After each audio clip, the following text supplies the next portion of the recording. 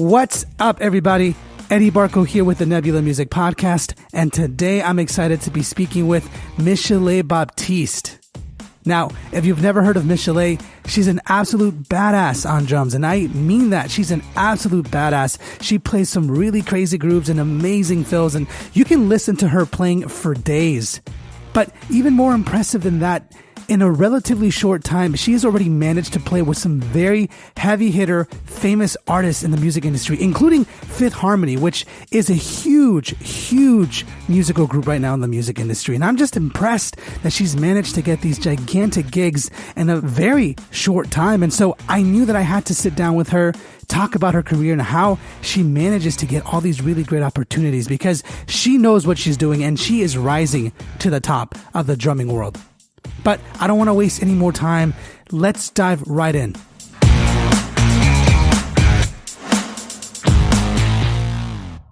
All right, guys, thank you so much for joining me today. I am very excited because I have someone that I'm a very big fan of, and I'm so happy to have her on the show. I have Michel'Le Baptiste joining me today. Michel'Le, how are you? I'm doing good. Doing good. How are you?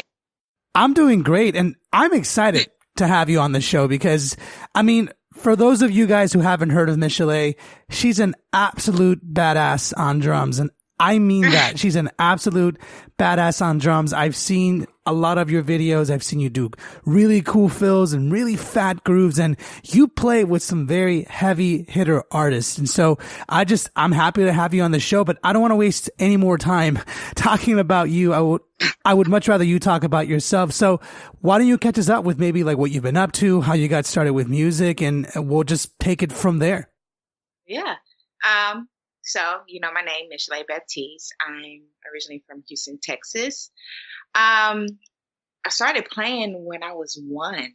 My dad is a drummer, so just starting to play with pots and pans and stuff like that. And I did a lot of air drumming. If I hope that makes sense to you. So I feel like every drummer has done air drumming before. Yeah. I didn't get a drum set. My dad didn't get a drum set till I was in middle school. Really? And that was his drum set. And then my godparents bought me my first drum set, and it was a pearl. It was orange. It was cute. And so ever since, before I got my drum set, I just started air drumming and doing rudiments. And every time I got a chance to play, I would play at church. If my dad would come from another church or, coming from work, I tried to, sit in on a drum and learn the song as quickly as possible and just play. So that's as, much time I had to play on the drums and learn and to grow. So yeah. And after that, went to school for music. I went to Berklee College of Music. I graduated from Berklee College of Music. Nice. Moved to LA. That was kind of surprising for me because I wanted to move to the UK. The UK because it's different. So many underground musicians out there. So I just wanted to see if I could connect with them and kind of probably produce or do whatever. But God kind of just changed my plans on what I wanted to do. And he kind of led me to LA. So started in LA, it was rough, no lie. And after that, I did my first gig I actually was with this artist named Emily Vaughn. She's amazing. Then after that, my actually big gig was Beyonce. I did the Super Bowl, the 50th Super Bowl. That's with right. her. And then after that, Fifth Harmony came. I actually was playing at a church for a while, and God was like, okay, it's time for you to go. So left there. And then the next day, that Sunday, I told the bishop that I was leaving. The next day I got a call. It wasn't even a call, actually. It was somebody hit me up from the same school. Alumni hit me up and was like, hey, so Fifth Harmony is looking for a girl group, a couple of musicians, female musicians. And hey, we just want to know if you're, willing to do it. Let us know. And it was on Instagram. So I was like, what the? oh, okay, cool. Let me kind of just process, everything and just kind of get myself together because I'm like, this is not normal, Yeah. like to get hit up on Instagram or anything. And the thing about that is,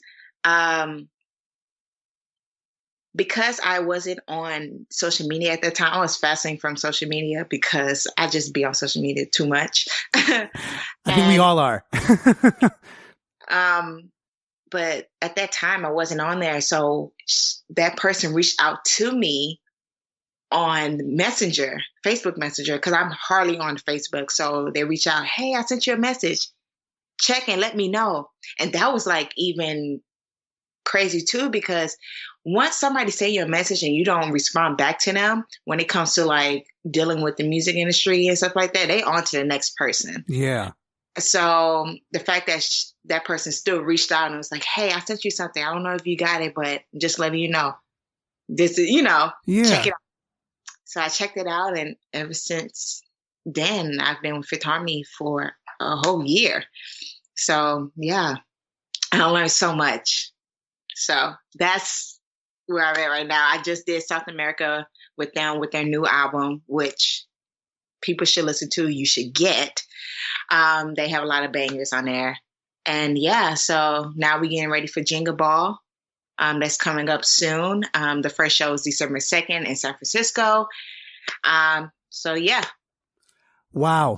What a nice rundown. That's probably the most informational and concise rundown that I've had in such a long time from a guest artist. And it's really well because you gave so much information. And so right away, anyone who's listening that's never heard of you immediately has to be impressed with your resume just because you just dropped literally like two of the biggest names in the music industry. Just like nothing. It was Beyonce and it was Fifth Harmony. Just like that. I mean, most people dream to just have one really decent major artist to play with at least once in their life. And it's kind of like the dream come true. You've practically played with two heavy hitters pretty much back to back. That's absolutely impressive. Yeah. So I guess I'm curious. Okay, so there's so many questions I have, and we'll see what we can get to. But let's talk about Beyonce a little bit because that seems to be you played the Super Bowl, and that was like the first time, or at least from what I know, that was probably one of the biggest gigs you had at the time, or one of the first major ones, if I'm not mistaken. How did that come to be, if I can ask? So one of my friends was already on the gig. The crazy thing about it is that was during like Now. So Now was before that. One of my friends sent me an email. Basically, they send out stuff to certain people. Hey, we want beautiful females, whatever they say on the audition thing. Come to this studio and audition and then whatever. But once I got it late. And I didn't know because I wasn't connected to, like, again, I hardly be on Facebook. So when I got it, it was like too late. So I was like, you know what? It's okay. Next time, if it's for me, Lord, you're gonna bring it back around, basically. So a couple of days later, my friend, she hits me up, and I'm at another friend's house, and they was like, can you fake like you're playing the drums? And I'm like, what? And send me a video. And I'm like, huh? They's like, hurry up. So I'm like, okay. And during this time, they was rehearsing for the Super Bowl, but I didn't know because they had to keep it on the low. Yeah. Because at that time, nobody knew that Beyonce was doing the Super Bowl. That's right. And this is the one where Mars and Coldplay. Yes. Okay. Yeah. One of the best ones, in my opinion. Right. So nobody knew. So like she was like not telling me what was going on, but she was like, hurry up. So now I find out what was going on. The MD, the boss lady, Beyonce, she wanted another person. And she's like, hey, give me another bass drum player, I guess. And they hit me up. My friend was like, hey, send me a video. So I sent her like at least 5 videos of me like faking like I'm playing, and then got through to the MD. He hits me up like early in the morning. He's like, hey, come to the studio at this time. I get there, he looks at me and makes sure like I'm the good height and everything. And he's like, okay, this is her. Teach her the part. And I had like 2 days to learn everything, dance moves, whatever. And I was like, oh shoot, this is really happening. And like it's crazy. I should say this right now. You always want to be prepared, and it's good to have friends that let you know everything that you need to bring. Because my friend told me everything that I need to bring. So when I got there, it wasn't like I had to wait. They had to wait for me to bring like information for like avoided check or like passport information, all that. I had it already prepared. So it's good to have friends let you know like everything that's going on. So please listen to them. I know, no, seriously. Like, I know people who they be like, nah, I'm not going to bring it because I don't think, nah, bring everything because you never know. You want to always be prepared. Make sure you have everything that you need, So, yeah, that's what happened. And that's how I got the gig. And next thing you know, on TV doing the Super Bowl, which was crazy. It was amazing. That was very epic to me. Like, it was crazy. Yeah. So were you part of the formation? Yeah. Yeah. Wow. You made history happen, essentially. You were essentially part of history. One of the greatest things I have ever seen on Super Bowl television. And you were there literally like 2 days before, like you said, and you had to just basically own it. Yeah. Come in and like do what I had to do. And yeah. Absolutely insane. Okay, so tell me, how was it like being on stage at the Super Bowl? Because I was watching it. I think almost everybody that's going to be listening was probably watching it. It was a surprise to have Beyonce come out and just, highlight of the show, man. Come on, like it's formation and everything, insane. So how was it from the stage perspective? Like being up on there, seeing everybody. Walk me through, like try and describe that experience to me, because I am so curious how it was for you. It was mind blowing because you have the top group ever, like Coldplay plus Bruno Mars and his band plus Beyonce and her people. Like, come on, that's crazy. All to be in one like room all together, like to rehearse. That was crazy because everybody came in and it's like they was on it. Everybody was on it. And that was like amazing to see that. And just how they prepare, how they get ready for shows and stuff like that. Everybody was on it. And I thought that was amazing to see that. Also, getting to like just connect with people, like just talking, meeting new people. It's good to connect. And people say this, and I totally agree. Like, you never know who's watching you. So you have to kind of like be on your how do you say, like your tippy toes, like just kind of like make sure I'm not trying to say that. I know what you're trying to say though. I know exactly what you're trying to say. You know what I'm trying to say. But basically just kind of just be on it. Just do what you got to do. Always, like when you're playing, have a smile on your face, like be into it, be you. And yeah, just that, honestly, that whole week was crazy. Just like the week before that, like just going into it, it was amazing. It was very emotional. Even like to get on the field was mind blowing. So let me ask you this. Okay, so you're standing next to his music legend Beyonce, right? And we'll get to the room in a little bit, but like stepping onto that stage, how were you feeling? Like, speaking out of my experience, okay, I would have been just deathly afraid to like trip and fall or something, because you're literally standing next to a musical goddess, right? And you're obviously part of this whole entire movement that's about to make history. Like I keep saying, how did you keep it together? What were you thinking? Did you even think about it, or you just like kind of went in blank and just said, let's just do it, God help me kind of thing, and just went for it? I definitely.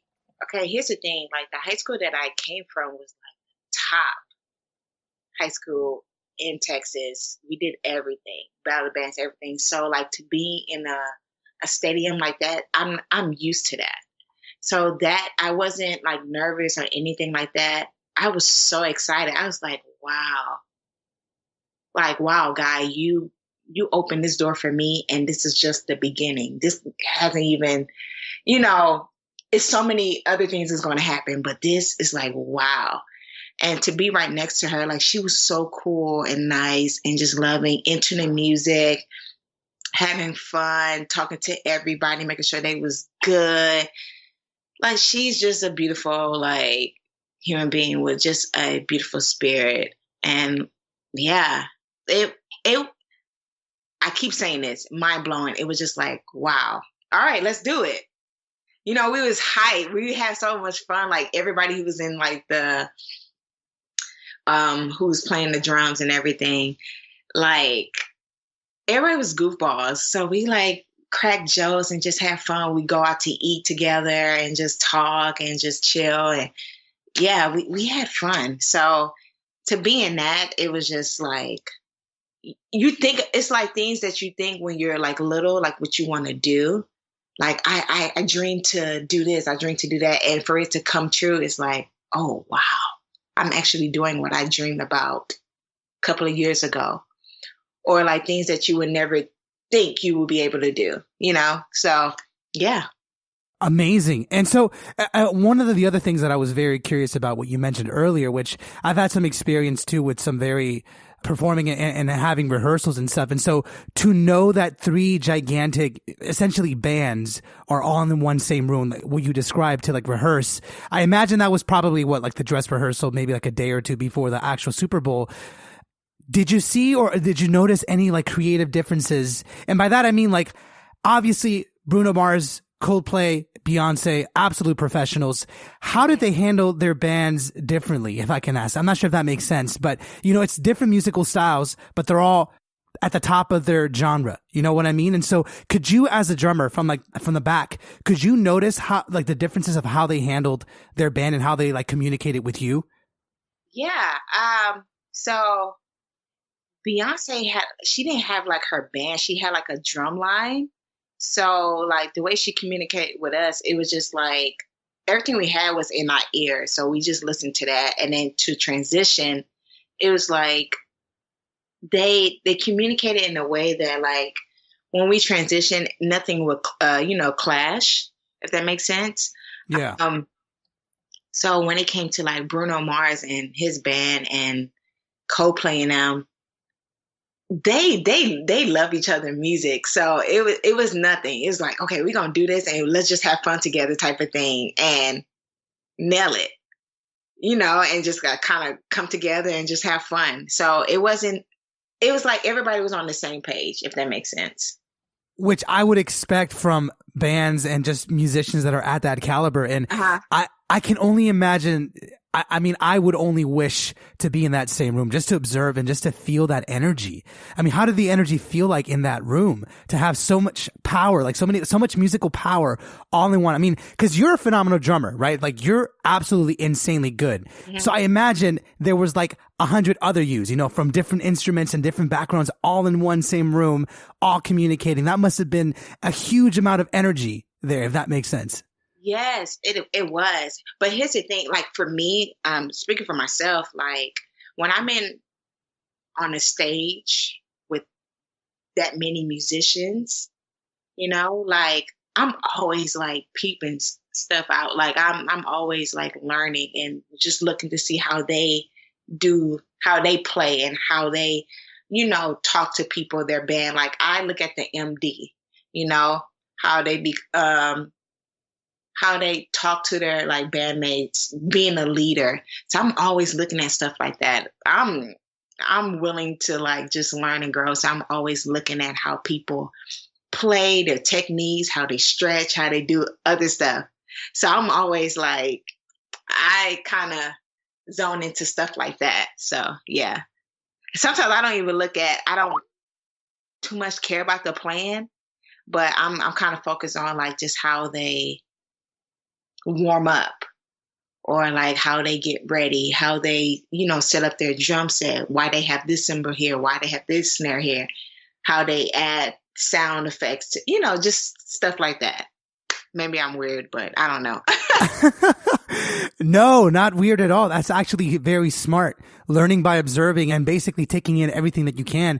I'm not moving away too much from the topic, but I'm just basically curious. You did say warming up. And so I'm curious for you. So you've been playing with Fifth Harmony for about a year now, and which is a humongous act. I believe you guys just played in Rio, if I'm not mistaken. So how do you normally warm up for like shows that big? How long do you spend on the kit warming up before a show? Do you even warm up?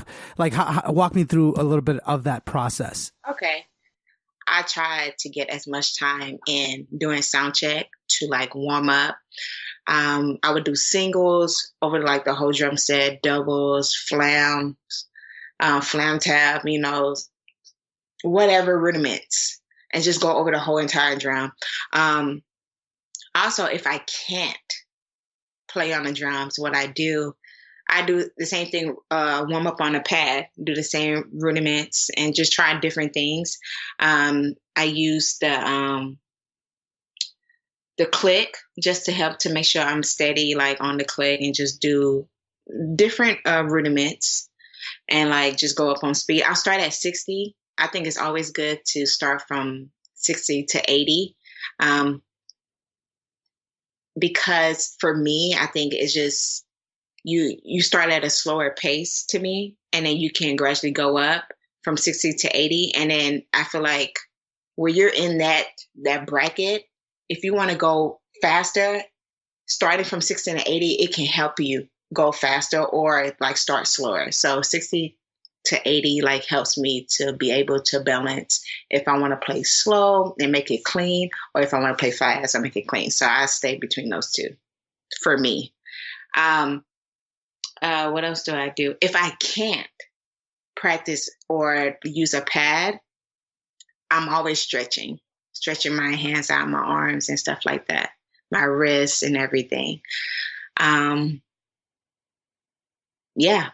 That's what I do. Or I air drum. Going back to the air drumming, which is something that it's so natural to us. I'm actually kind of curious. Do you have any go-to fills? This may be getting a little too technical. But I'm curious, I feel like I have my top 3 to 5 fills that I always bust out whenever I get a chance to just do something flashy. I'm just curious, maybe what's 1 or 2 of yours that you maybe know at the top of your head that you love to always throw in to a song, or that's really cool, or that you really, really like.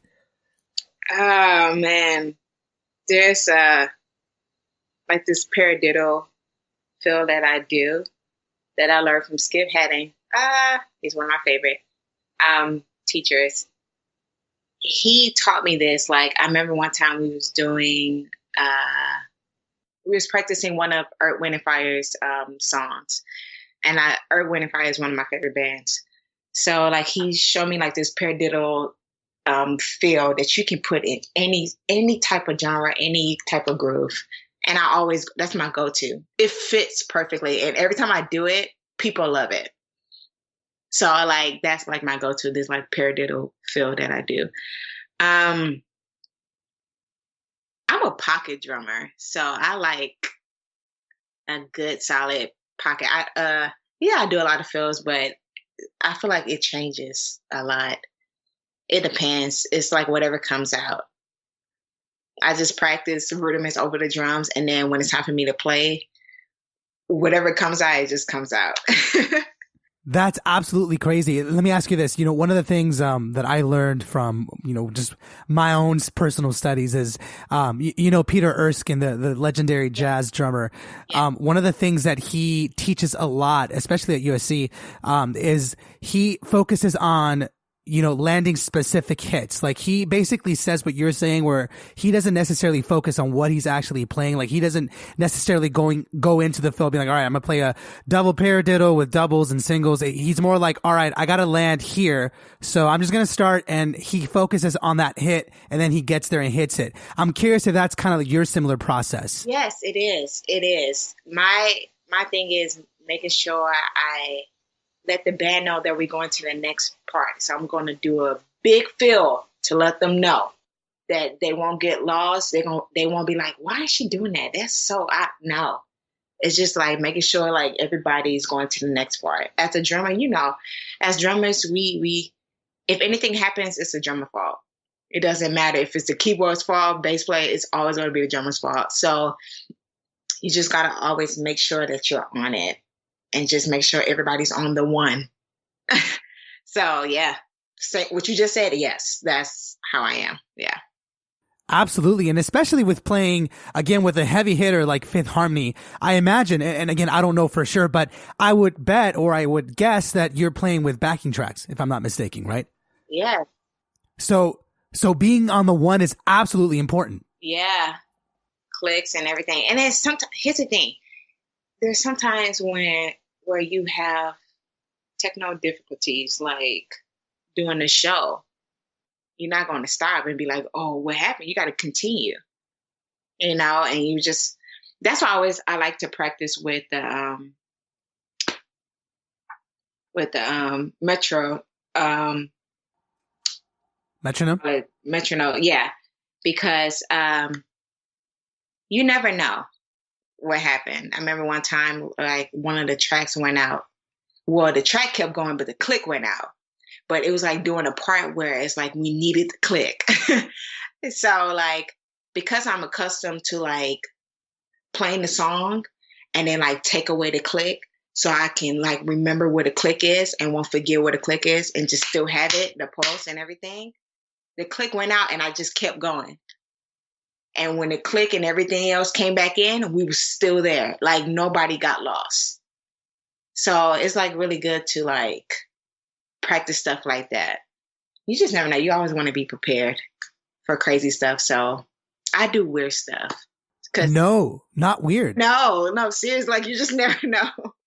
That's absolutely crazy. It's interesting that you say that because that has happened to me before too. It's so weird how in practice and in rehearsals, like things tend to go a little bit better. And I think maybe it's just because obviously you're not doing it. You're more relaxed. But when you're on stage, literally anything can just explode last minute. And then you can't stop. You got to just go for it. Right. And so like the fact that you're able to play those songs and to tracks and everything, like, which is a very hard thing to do. I don't think a lot of people know how hard it is to make sure that you're on that pocket with the tracks because the effects, the lights, everything is synced to that. And so like, I'm curious, like, I know you said you sometimes don't practice about the click, but are there any specific techniques that you practice? Like, maybe like you have the click play on one bar, like in terms of practice, right? Maybe you have the click on one bar, then you have it silenced for like another bar. Is that how you kind of work up your ability to play without a click? Yeah, that's what I do. Yeah. So like each bar would be different. So each bar would have like the click going and then like the next bar, it would be completely out. And then I remember one of my teachers, Kim Plainfield, what he would do, he would have me play the song. So we're playing the song and he would completely just shut the song off, like the volume down. And I'm like, what are you doing? He was like, keep playing. And then he was just gradually like turn up the volume to see where I was, if I was still there. And I would be like so off. And he's like, okay, we're going to start over. We're going to do it again. And so that helped me a lot too. So yeah, like just playing the song, turn down the volume, still playing. Just for like, I would go for like 2 minutes just to see like how long I can still stay on it with not hearing anything. And then I gradually just turn up the volume and see if I'm still there. And the day that I actually was still like on the track, I think it was a Michael Jackson song. It was Beat It. And the day I did that, I was like, oh my gosh, I'm still with the track. Yes. I was so excited because I'm like, man, if we're doing a show and if anything happened, I want to be able to still carry the band. And if the track comes back and it lands right where the band is and everybody's together, that would be like just amazing to me. So yeah. To be able to play 2 minutes without the track, I mean, that's insane. Like that's hard to do. That's incredibly hard to do. Oh my gosh. It's so hard. Now, try to do that and knowing that like if you don't get back on this track, it depends on your grade. So like I was making sure that I was with that track regardless of what he did. He's like, okay, if you're not with this track, this an F for you. And I'm like, nah, man, nah, can't be. So I mean, I had to work really hard to make sure I stayed. So let me ask you this. Okay, so obviously you were prepared, and that's one of the patterns I keep seeing in your success story is that you're obviously prepared for these challenges, whether or not you knew that the challenges were coming up. You somehow had the skills to address these problems and, come out ahead. So I'm curious, when the click went out, right, at this show with Fifth Harmony, were you scared? Like at the very beginning, were you I mean, I imagine you were surprised, but how were you feeling? And did you immediately go into just like, you know what, I got this? Or how were you feeling at that moment when the click went out? Cause again, you playing for thousands of people, I would have been terrified, but I'm curious how you were feeling and how you handled it. Obviously, we know that you came out on top, but I'm curious, like your mindset right when it happened. Yeah, I think it was our first show. Yes, it was. It was our first show. And we're going in and the track just kind of went out. They told us to keep playing. And I'm like, this cannot be happening right now. I'm like, I'm about to get fired. And honestly, it doesn't have anything to do with me. Like the monitor and just our ears and everything doesn't have anything to do with me. But I'm scared out of my mind. I'm like freaking out because I'm like, what can I do? At that time, even though like I like to be prepared, at that time I wasn't prepared, honestly. Because I was like, this is my first tour. And the track went out. What do I do? I remember just looking to the side and I think seeing the tour managers just say, continue to play. Just continue to play. And I'm like, okay, guys. And we didn't even have a talkback mic during that time. And so I'm just like looking at them and they was like, well, continue. So we just continue to play it and then we just end it. They was like, just do something. Like we're yelling across from each other. We just like yelling, yo, end it. And I'm like, oh, okay. Go. Woo. Okay. Wow, that really happened. So yeah, it was crazy. Cause like we just really we was basically yelling at each other like it's like we looked at each other for a good 10 seconds. For me, 10 seconds was a long time to look at a person. Oh, yeah. It was just like, this is really happening. Everybody's like, oh my gosh, what do we do? And then you hear the tour manager's like, continue playing. All right, he said continue playing. All right, Michel'Le, just break it. Okay. And they just do it. That's the end of the song. Cool. Act 2. Let's do that part. Oh man. Okay. We just gonna act like this didn't just happen. Okay, cool. All right. On to the next. And then next thing you know, after that, the girls came up to us. We was like, oh my gosh, and that's why we wanted a band. I'm like, what? I'm like, okay, cool. I mean, I get it because like if the track goes out and you have a band to still continue to play, let's think about it. If you didn't have a band at all and the track goes out, that's awkward. It's like the track is gone. There's nothing there. Yeah. Singing. But for you, we were their first band. So the fact that we continued to play and we was like just grooving with them, they was like, oh, okay, cool. They was comfortable. And that's good to have the artists comfortable, that they're not freaking out, So yeah. That was good. So yeah. As a joke, I feel like, especially as a musician, I can tell when like problems happen on stage, especially being on stage myself. It's like when you're on the audience and you're watching a band and they're just like having fun and smiling and jumping around. You're like, oh, all right, everything's going great. The minute you see the drummers start to look around and start looking like concerned and like telling something to the person across the stage, you're like, uh-oh, something happened. Right. And I love it because like they always say, they said, man, and people didn't even know. So you're good. I'm like, I know, but we knew. Like, and I know other musicians who was in the crowd noticed too. Like it's like I've been to concerts where you can tell when the band mess up, like you just said, like you just know because you're a musician.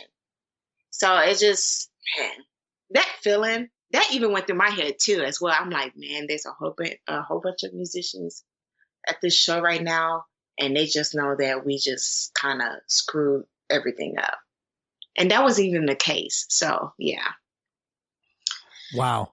you know, for anybody who wanna be in the touring industry thing, like music industry, you're gonna have some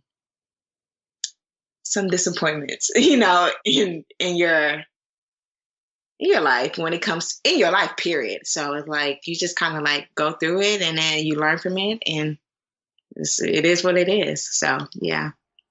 Can I ask you something now that I'm curious? Because I'm glad what you said. It's absolutely true. Anyone who's ever been on tour or worked in the music industry will tell you that it's actually rare when things go perfect. Usually all the time, something will go wrong, whether it's something small or something big, something will. And that's where your character really shines. And so for anyone listening, you have to be prepared for that.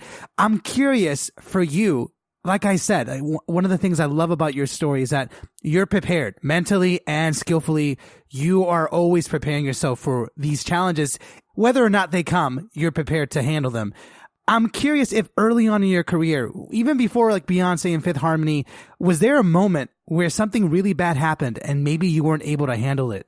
And, you know, like a mistake or something like that. And I'm curious, like maybe how you got through that. I kind of had a talk with one of my teachers, and because what I would do before like Beyonce and all that stuff happened, I would just automatically just stop. Like if I mess up, I would stop, and everybody would know that I messed up. And one of my teachers told me, it was like when I think I was reading like a snare piece, and like I messed up and I just stopped. And he was like, you gotta stop stopping. Like he's like, do something, cover it up. Like don't make it so obvious that you messed up. And I was like, I can't do that, man. That's not me. If I mess up, I have to stop, because I don't know why I told him that and why I said that. I don't know. I feel like me being a female drummer, like, and being in front of like male drummers, I kind of got intimidated, like kind of scared. So that would be my way of just like kind of, once I stop, I would just get off the drum and leave. And he watched me every time my teacher would come to my performances every time. And he was just like, you got to stop doing that, man. That just looks so horrible. Who's going to hire you? Who's going to like depend on you? Who's going to speak good things about you if you continue to do that? He's like, that is just awful. Like, don't do that no more. And I was just like, okay, cool. So like he showed me how to be a better, like a professional musician. Like he showed me how, when I get on the drum set, what I do, and like just how to kind of tell a story when I'm playing. So if anything happens, like I would rush into it. And that would be the thing. The reason why I would mess up and I would stop is because I would be so ready to rush into it, because I would be so nervous and I want to get over, like, I want everything to just be over with. And he was like, take your time. He's like, don't worry about the people who's in the audience and stuff like that. Just take your time. He said, everything is a process. And so he was like, tell a story. Be comfortable. When you're telling the story, you're telling the story. This is what you saw. So like he helped me to like he got all the butterflies out of my stomach, because I would just feel so sick. And he just kind of just helped me to be me, you know, and not trying to like impress anybody, just like to really be me. And so with that, I never like being prepared. That's why that came into play, like just making sure everything was taken care of. So when I sit on drum, I'm comfortable. I'm me. And it's like, all right, here we go. I'm about to tell you a story. In the beginning, this is what happened. And then after that, it's the end. Period. Cool. We're done. Did y'all love it? That's my story. That's my life. This is what I've been through, type of thing. So yeah. I love your approach to drums, dude. Like, that is fantastic. The fact that you tell a story with what you play and the way that you view it as a story is mind blowing to me, because I've actually never thought of it that way, approaching a performance or performing like playing your piece as a story of yourself. Like, here's how I started and here's where I'm at. Yeah. Like, it's borderline genius in a way. Yeah, because I mean, you see drummers how they like. I'm not a person that do like all the chops and stuff like that, but I see drummers who like, not all drummers, but some drummers who they just go in. They're like, they just chopping all over the place, but then you don't even know what they're talking about. Like, it's just like they kind of lost from the beginning, and they have you lost in the end. And then there's some drummers that they have you lost in the beginning, and then they kind of get you in the middle, and by the end you're like, oh, I get it, or like I kind of get like you want to have them from the beginning all the way in. So how do you start it? Like, it's like when you asked me, you was like, tell me about yourself, and I told you as much as I can in like 5 minutes. Like, I hit each spot. So it's kind of the same thing when you play. Kind of like, you don't want to do too much and then like have people bored, but just like kind of hit different spots, and they like, oh, you don't lose them at all. You're making your story interesting to like draw people, and they like, oh my gosh, and then what happened next? Oh, and then what happened next? Oh man, that's an awesome story. Cool. And that's it. Like, you want to give them like an awesome beginning, a good middle, and just amazing ending. So yeah. That's so cool. Honestly, I love the way you describe that, because it's so true. You're basically exactly what you said. You're telling your story and you're drawing people in with your playing. But you know what? You said something a little earlier that I'm a little curious about, which I'm glad you brought it up, because it's something I've asked myself and I've asked other people too.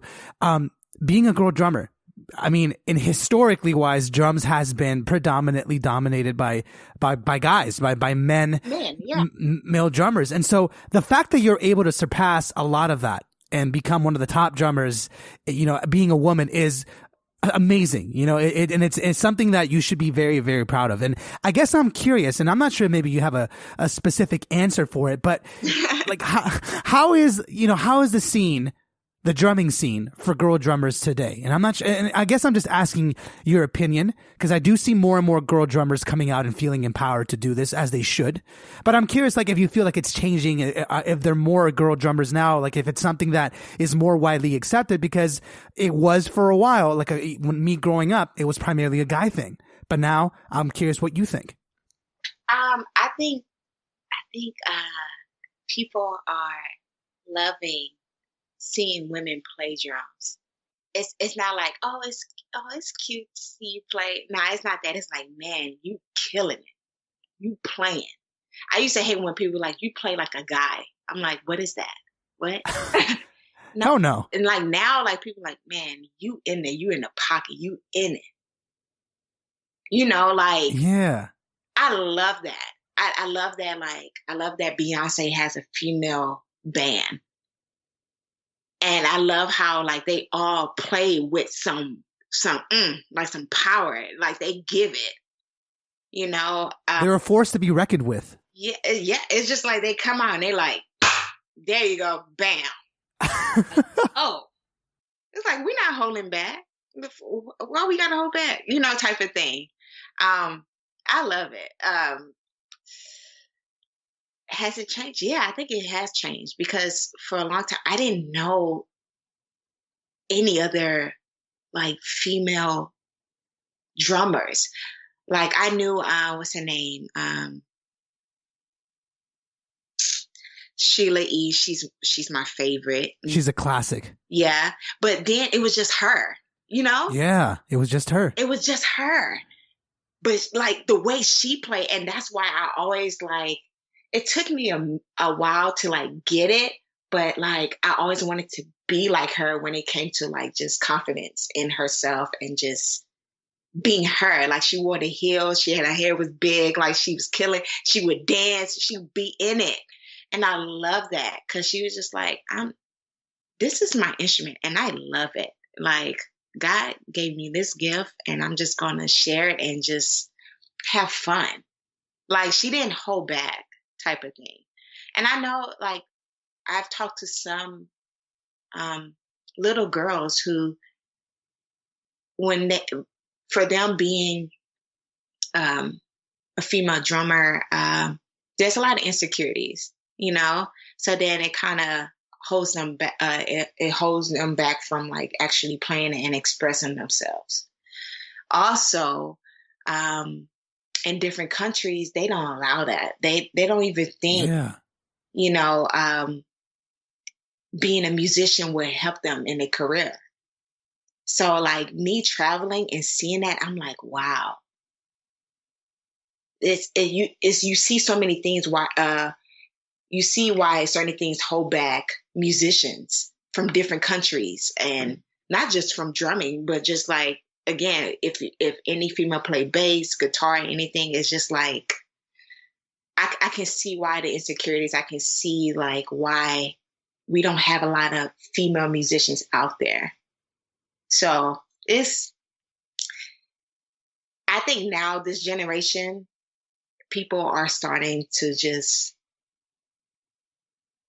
be themselves, which I like. Yeah. Be unique and be different, you know, and not trying to be like everybody else. And yeah.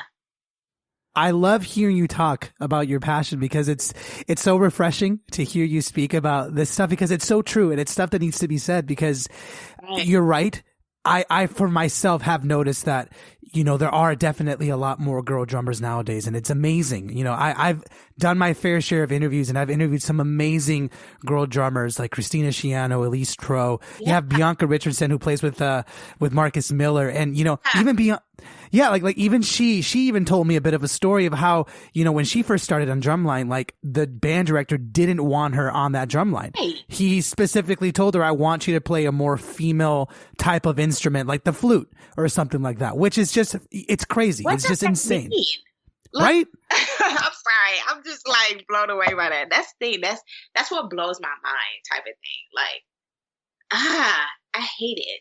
You know, it's there and I can spend hours like trying to figure out where it even comes from. But, you know, a lot of the times nothing gets done if you just try and figure out like, oh, why is it like this? What I'm proud of and what I'm happy is to see someone like you just like, you know, fucking kill it when you're on stage and to show that it's not about being a guy or a girl. You are a drummer and you go up there, you tell your story and you just own it. And I think you help, whether it's other girls and even other, just people in general, be able to be themselves. I think that's the main core of doing this as a career, of doing this as a just a choice to have, because you're absolutely right. There's so many countries out there where being a musician is just not a thing. Like it's part of the culture, but you don't get a chance to really do this as a career. And we're lucky to be in a city, in a state, in a country that accepts that as a possible outcome. It's hard, but it's a possible outcome. And it's even harder if you are a girl, right? But the fact that you and other girls right now are fucking killing it and showing that it can be done and that it can be done in a way where it's unique to just you, not just because you're a girl, not just because of whatever. It's because you are, you know, Michel'Le, you're just on it and you speak with your instrument. Like I'm all about that. And I love that you're doing that. Thank you. Thank you. No, really, thank you. I always tell females like, I'm myself. Like I try not to be like nobody else. If you try to be like somebody else, like, that's whack. Like, I'm sorry, it is. Like I just be me. With my braids, my long braids. I wear my beanie. I wear like my army jacket because that's my style. That's me. I'm being unique. And like, I tell them, whatever you want to do, like with your music, you don't have to follow what everybody else is doing. Like whatever is the trend at that moment. No, start like doing different stuff, like having clothes involved with your music or like, um, helping victims with your music, going to the hospital and like doing, like give lessons there. It's like so many things you can do, be creative with, I know a person, a Berkeley alumni, who he works with some of the kids at the Ryan Seacrest, what is it? The cancer. I forgot the name of it. I know what you're talking about, though. Basically, he has his own like foundation, and one of the guys, he records like every patient heart, like the kid's heart, and when they pass away, what he does, he create music. Wow. The heartbeat, and then he give it to the parents. Wow. When I heard about that, when he told me about that, I was like, I cried. I'm like, wow, that's so powerful. But do you see, like, it's just like doing something different, with music. It's like you can do anything to like just help, because music is healing. That's I believe that, like, it really heals and it helps people. So like, I remember one time I was playing and this girl was like, man, watching you play, you put a smile on my face. I was feeling horrible today, but just looking at you smiling, it really touched my heart. Thank you. Like, and I'm like, wow, I didn't do anything. Like, honest, I really didn't do it. I was just being myself, just enjoying the music, just being me, being comfortable. So yeah. Sorry, I got carried away. My bad. No, don't ever apologize on my show, because that's what it's all about. Like, I love this. So you have no idea how much I thrive on this stuff. Is just being able to get to understand, what drives you and what makes you you. And that's something that a lot of creative people, whether they're musicians, drummers, or just another type of creative person, it's something that we don't spend enough time talking about. And one of the things that I'm so grateful with this endeavor and these interviews that I've gotten a chance to do is I've met so many talented musicians like you who are at the top of their game, and everyone's different. That's the key right there, is that I've noticed that each one, you can't really put them in a cookie cutter shape. This person is that person. You can tell right away because of just who they are, and you are you because of who you are. And it's great to take inspiration from our role models. Like, I definitely have tons of role models that I look up to, but at the end of the day, I will always be Eddie, and everyone can recognize what I do and who I am because it's just unique to me, and I'm not trying to copy, if that makes sense, right? And you are always standing up for what you believe, and I can definitely tell that by, the way you speak, but you're also telling your story when you play drums. And I'm not trying to go around in circles here. I just think it's something so reinforcing and so important for both guys and girls who are trying to do this as a career, or just interested or entertaining the idea, is that there's so many things you can study. There's, the music side, the business side, the touring side. But at the end of the day, like, what matters is you. Like, what matters is who you are and what you bring to that table as a person, as an individual. And I think you do that really well. And I think you speak truth. I think it's important to find that thing inside you that drives you. Because at the end of the day, if you're not doing that thing, that thing that makes you unique, if you're constantly, not so sure, if you're letting other people kind of tell you what to be or stuff, like, it's just, I don't think you'll ever find out who you are. You know what I mean? And I think that's important, whether you're playing drums, singing, drawing, whatever, who you are comes out in your work. And it's important to spend time figuring that out, if that makes sense. Yep. Ah, man. I'm so happy I got a chance to speak to you, man, because this is so refreshing to me. It revitalizes me, just how, like, when you play drums and I play drums, but when I get a chance to talk to someone like you who's just so down to earth, but just fucking killing it in a very good way and being so real and so good, I feel happy, and I feel, I hope that someone out there too feel so, revitalized just like I do, because I'm so proud of you. And I know I just technically just met you, but I'm so proud of what you've come to achieve in so little time. Yes. I'm curious about this jingle ball. The jingle ball is essentially, a dream come true for a lot of musicians. The Jingle Ball is definitely known to be like one of the biggest Christmas things that happens in the States. And I'm not sure if it happens internationally, but I know it happens in the States. Yeah, it happens in the States. Internationally, I don't think so. So how are you guys preparing for the show? Like, how often are you guys rehearsing for the Jingle Ball, or are you guys already done, or like just walk me through a little bit of that? Yeah, we're pretty prepared for it. So we're just ready for December 2nd, like, to just head out and do it, kill it. So yeah, Jingle Ball is, I think it's iHeart. They're over there. Yeah. You have all like the top, probably 10 or 20 artists that everybody loves, and they always ask the radio to like repeat their songs.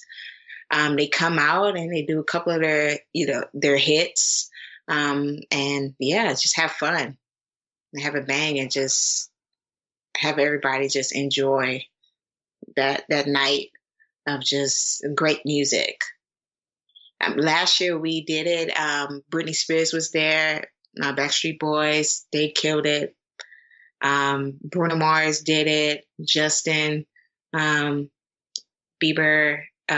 he did it. What's her name? Haley. Got her last name, but she did it as well. It was a lot of people that did it, and it was fun. Chris Rock was there. He brought his daughters and stuff. It was amazing. Some of the cast from Blackish was there, nice, hosting, and yeah, it was great. It was really fun. Yeah. How many cities are you guys hitting up? Ooh, I think like 10. And you guys are ending it in New York, right? No, Miami. Oh, Miami. Oh, nice. Fort Lauderdale. So yeah. That's got to be killer, man. Like, and I can only imagine how much fun you have on that stage. Yeah, it's going to be crazy, and I think Pitbull is going to do it too. And Pitbull just came out with a new song with Fifth Harmony they featured on. So really, something, yeah. So to see that is killing. So is he going to join you guys on stage? Am I even allowed to ask that? I don't know. I think they're going to be a part of his stuff. So I don't know. Honestly, Michel'Le, I feel happy with this conversation because I think I learned a lot about you, and I learned a lot about what makes you think, and I think I learned a lot about what made you successful, and I honestly couldn't be any happier with what I've learned today, and I hope that someone out there that is, curious about your career and just honestly trying to get theirs off the ground, I hope they can learn from you just about being yourself and just being prepared for whatever challenge could come their way. And I guess I'm curious if there's anyone else out there that, whether or not they're first starting out or not starting out, like, I guess I'm curious, is there anything, like, if you had to give them like a quick little advice on what they should be focusing on or what they should do or what they should think about, what would you say? Of course, I've been saying throughout this whole interview, just to be yourself. Also, you're going to go through different seasons where things are going to change. You're going to learn, you're going to grow, you're going to mature. Just go through the process. A lot of people don't want to go through the process. They just want to kind of do the short-term type of highway, like that path. And they don't want to go through the long-term and like learn everything. Everything's not going to be easy. Everything is not going to be, difficult or anything like that. But it's just like, you have to go through those moments in order to know your identity. And, just really be you. If nobody believes in you, hey, I believe in you. You can do it. People are going to say whatever they're going to say. Don't listen to them. You stay strong, go through the process, and just know everything. Just discipline. I always say that too. And I've been learning this past year. Discipline. Just really just taking it one step at a time, one day at a time, and just kind of just grow and learn. Yeah. So that's it. Go through the process, man. Important words that you said is definitely believe in yourself. And even if nobody else does, because at the end of the day, you are going to show who you are. And I think all of us should believe in who we are and what we like to do and what we bring to the table, because we're all unique and special. Honestly, that really is the truth. And I think you speak that with your music. And I really hope, and I think I know that a lot of people after listening to your conversation are definitely going to feel that way. Also, I would like to thank my amazing endorsements. Oh, yes, please. ProMark, Evans, Pearl. I love Drum Dots, and I just thank you guys. They're amazing. You always, can I say this? Be with companies that are going to have your back that's family based. Don't be all over the place. Really just have a connection with your reps and make sure that they're willing to fight for you, push for you. Because I have the most amazing reps and the most amazing companies that I'm endorsed with. And I really thank God for putting me with these people. So yeah, John, Marco, all of them. Yeah, Andrew, all of them. Amazing reps there. Dude, I'm actually kind of glad you said that. As a quick little side note, do they help you and do they hook you up when you go on your tour? Do you practically take your own kit, or do they have one provided to you at all the places? They have one provided for me for all the places. Yeah, they make sure if I need heads or sticks or anything like that, they make sure I'm taken care of. I just need to let them know ahead of time. With anybody, you want to make sure that everything is taken care of ahead of time. Don't wait till the last minute, guys. Don't do that, because you won't have nothing. But really just, I let them know ahead of time, hey guys, I'm doing this in a month in advance. Can you help me out? Cool. Yeah. So it's really good. Yeah. So many wise words from you, and honestly respect the people that support you all the time, because it's so easy to fall into that habit of just it's just stuff. I'm getting free stuff. No, it's people that believe in you and hope in helping you. So definitely help them back. Yep. Dude, you're amazing. You're a pro. You're the best. And honestly, I would wish you luck on your career, but you're not going to need it. Trust me, you're not going to need luck. You're totally going to be fine. I'm covered, man. Thank you, man. I hope you enjoyed my conversation with Michel'Le. I know that I definitely did. And I always say this, I'm learning from all my guests. I think that's one of the reasons why I love doing this podcast, is that I get a chance to learn from industry giants. And I share that experience with you. All my guests, they're always learning from each other. They're always open-minded. You're never too experienced to learn something new. And even Michel'Le, she is at the top of her game, but she is someone who's smart and she is learning always. And she's telling her story. That's another thing I want you guys to take away from this episode, is Michel'Le is telling her story and being unique to who she is. Sometimes it's hard to find out who we are. Sometimes it's hard to find what's unique about our story. But the reality is you won't find it unless you dig deep and keep on asking yourself. Sometimes we figure it out in a day. Sometimes we figure it out in a week or a year. No one really knows but yourself. But the reality is, if you're true to your story, if you're being unique to who you are, you will definitely find success. So if you like this episode and you like some of the previous ones, definitely press that subscribe button, because I've got lots of great content coming your way.